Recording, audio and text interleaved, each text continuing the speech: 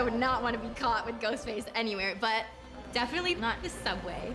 But maybe that's just because I'm like a little bit of a country girl, so the subway alone scares me. So add Ghostface to the subway, it's terrifying.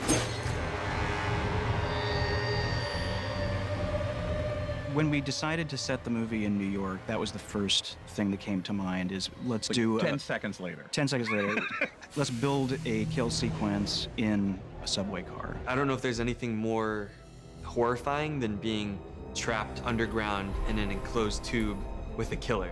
But we'd also come up with the idea of doing this on Halloween, so we're like, this could be a really, really fun moment where half the people in this car are wearing Ghostface masks. Oh, shit.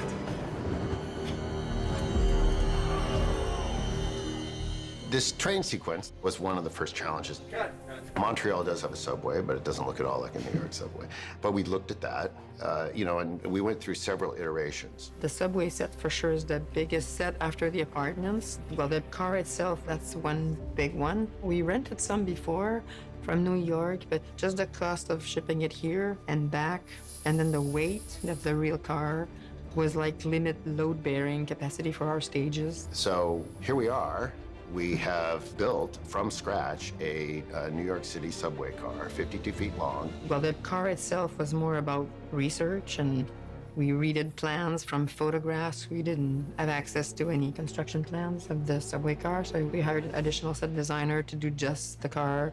And it's like 5 or 6 weeks of set design just to recreate the plans. When you're on it, you think you're on a subway car.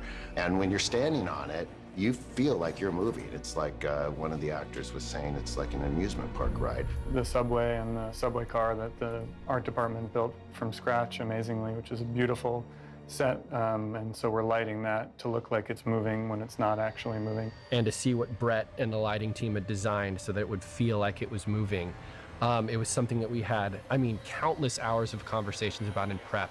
And showing up, sitting on that subway with the trans lights moving outside the windows was one of the most surreal moments I think we've had. It felt like we'd been transported to a New York subway and we were sitting on a stage in Montreal. So we have this train car, and then we have a platform, a subway platform. Get your Ghostface ass away from me, Ghostface. Which is a replica of a New York City subway station. And so we built that. The subway car can actually move.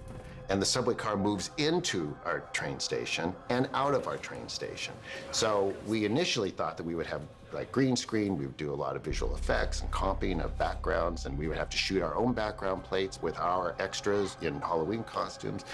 And that just doesn't fit with how Matt and Tyler work. That's just not, that's not who they are. So now we don't have any visual effects in this scene. Except we have just the one car, not like a full train, but we're using a mirror gag to extend on the platform so we see another car, so 2 for 1. Old trick, I used that once in a movie back in '98, and it was perfect, so I was like, well, let's try the mirror again. So this is either one of the most craziest things that have been done, or it's genius. I'm not exactly sure which. We will see. For me, being from New York and stepping onto that set and really feeling like I'm on the subway in New York is, a testament both to the lighting team and the art department. That's how we know it's a set. There isn't one rat carrying a slice of pizza down that little thing right there. Seeing Matt and Tyler arrive on this set. They had seen pictures of it as it was developed, and obviously involved in the design of it with Micheal. But when they came here for the first time and it had been built, to see the look on their face, their level of enthusiasm and passion is infectious, and everyone just fed off of that. Costume designer Avery is really killing it. All of the costumes in the background. When films are made with a lot of love, it's very, very evident. And when you're able to add bits and pieces, little homages to, the films that everyone loves so much, it's really, really special. I think actually one of the biggest challenges for my department on this project is the subway sequence. I started prepping the subway sequence as soon as we started prepping the film. I wanted the extras outside of the world of the subway to feel super grounded. And then when you get into the subway, I wanted to feel like you were on another planet, in another world. In costume, we worked so hard to make things feel and look hyper-realistic and as best as possible.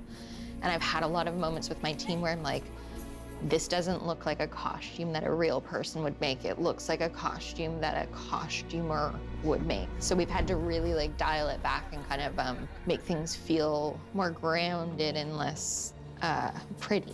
I think we're all kind of scared when we're alone or, you know, isolated, but I think we tend to feel some sort of safety in public, even though that obviously shifts with the times, but it's genuinely terrifying, the idea of being able to be surrounded by people and still not safe, which I think, you know, unfortunately resonates.